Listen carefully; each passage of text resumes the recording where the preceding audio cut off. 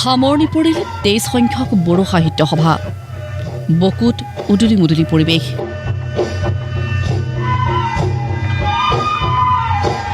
অগণন লোকৰ সমাগম বকুৰ গান্ধী ময়দান সমন্বয় ক্ষেত্ৰত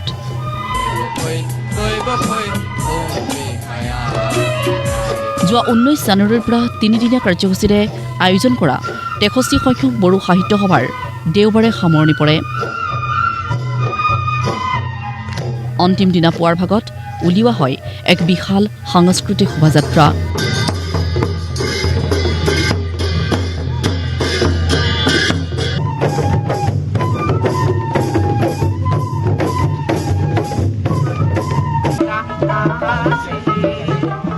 এই শোভাযাত্ৰা আনুষ্ঠানিকভাৱে শুভাৰম্ভণি কৰে বড়ো সাহিত্য সভাৰ উপসভাপতি প্ৰশান্ত বড়ুৱে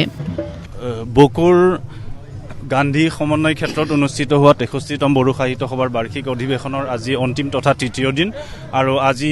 তৃতীয় দিনৰ প্ৰথম কাৰ্যসূচী হিচাপে বিভিন্ন জাতি জনগোষ্ঠীৰ সাংস্কৃতিক দলসমূহক লৈ আৰু বকু অঞ্চলৰ সমূহ ৰাইজক লগত লৈ আমি সাংস্কৃতিক শোভাযাত্ৰা কৰিছোঁ সামৰণিৰ দিনা অনুষ্ঠিত মুকলি সভাত অংশগ্ৰহণ কৰে ৰাজ্যৰ মুখ্যমন্ত্ৰী ডক্টৰ হিমন্ত বিশ্ব শৰ্মাই ভাষণত মুখ্যমন্ত্ৰীগৰাকীয়ে সাহিত্য সভা আৰু সাহিত্যই সমন্বয় সৃষ্টি কৰে বুলি মন্তব্য কৰি বড়ো জাতিৰ উন্নয়নৰ ক্ষেত্ৰত বড়ো সাহিত্য সভাৰ অৰিহণা সাগৰ সদৃশ বুলি দোহাৰে আমাৰ ৰাজ্যৰ এক মহান জাতীয় অনুষ্ঠান হৈছে বড়ো সাহিত্য সভা বিগত দশকসমূহক বড়ো জনগোষ্ঠীক অধিক গতিশীল আৰু প্ৰাণৱন্ত কৰাত বড়ো সাহিত্য সভাই এক সাগৰ সদৃশ ভূমিকা পালন কৰি আহিছে বড়ো সাহিত্য সভাই জন্ম লগ্নৰে পৰা জনগোষ্ঠীটোৰ ভাষা সাহিত্যৰ বিকাশৰ দিশত লৈ অহা শক্তিশালী ভূমিকাই বড়ো জনগোষ্ঠীক ৰাজ্যৰ সমাজ জীৱনত বলিষ্ঠভাৱে আগুৱাই লৈ যাবলৈ সক্ষম হৈছে ইফালে ভাষাৰ বিশুদ্ধতা বৃদ্ধি পালেহে ভাষাৰ শক্তিও বৃদ্ধি পাব বুলি মন্তব্য কৰি শিশু সাহিত্যৰ ওপৰত গুৰুত্ব প্ৰদান কৰিবলৈ বড়ো সাহিত্য সভাক আহ্বান মুখ্যমন্ত্ৰীৰ বড়ো সাহিত্য সভাই আন সাহিত্যৰ লগতে শিশু সাহিত্যৰ ওপৰতো গুৰুত্ব আৰোপ কৰিব লাগিব আজিৰ আধুনিকতাৰ মাজত বিশেষকৈ কম্পিউটাৰ লেপটপ মোবাইলৰ আক্ৰমণৰ সময়ত শিশু সাহিত্যৰ প্ৰয়োজনীয়তা আটাইতকৈ বৃদ্ধি হৈছে বড়ো সাহিত্য সভাই শিশুসকলৰ বাবে গ্ৰহণীয় আৰু সাধু কথাৰ মাজেৰে বড়ো সমাজৰ বিস্তৃত জীৱন তাৰ লগত বিজ্ঞান আধুনিকতা সকলো সমল শিশুসকলক জনাব লাগিব আৰু তাৰ বাবে মই বিশ্বাস কৰোঁ বড়ো সাহিত্য সভাই শিশু সাহিত্য সৃষ্টিৰ ওপৰত আটাইতকৈ বেছি গুৰুত্ব আৰোপ কৰিব লাগে এই সভাতেই কামৰূপ জিলা বড়ো সাহিত্য সভাক বকুত এটা প্ৰেক্ষাগৃহ নিৰ্মাণৰ বাবে 1 কোটি টকাৰ অনুমোদন জনায় আনফালে বকুৰ বহুকেইটা পথ নিৰ্মাণৰ বাবে অনুদান ঘোষণা কৰে মুখ্যমন্ত্ৰীগৰাকীয়ে মই আজি দিনটোতে কামৰূপ জিলা বড়ো সাহিত্য সভাত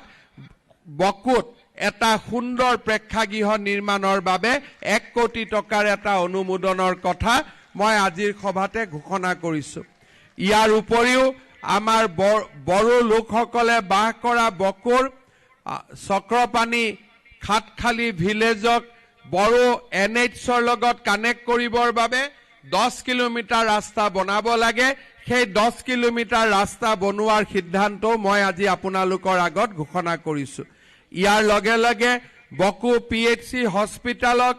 NHৰ লগত কানেক্ট কৰিবৰ কাৰণে ৰাস্তা বনাব লাগে বকু ৰেলৱে ষ্টেচনৰ পৰা NH17ক কানেক্টেড কৰিবৰ বাবে 3 কিলোমিটাৰ ৰাস্তা বনাব লাগে বড়ো গাৰ্লছ হাই স্কুলৰ এপ্ৰোচ ৰোড বনাব লাগে টেপেচিয়া LP স্কুলৰ পৰা মুগাখাল ৰোড বনাব লাগে এই গোটেইখিনিয়ে আজিৰ সভাতে মই ঘোষণা কৰিছোঁ বড়ো সাহিত্য সভাৰ সভাপতি ডক্টৰ সুৰথ নাৰ্জাৰীৰ পৌৰোহিত্যত অনুষ্ঠিত মুকলি সভাত BTC প্ৰধান প্ৰমোদ বড়ো ৰাভা হাছং স্বায়ত্তশাসিত পৰিষদৰ মুখ্য কাৰ্যবাহী সদস্য টংকেশ্বৰ ৰাভা মন্ত্ৰী ইউজি ব্ৰহ্ম সাংসদ কুইন ওজা সাহিত্য একাডেমীৰ উপসভাপতি প্ৰফেচৰ কুমুদ শৰ্মাকে ধৰি বহুকেইগৰাকী বিশিষ্ট ব্যক্তি আৰু সাহিত্যিক উপস্থিত থাকে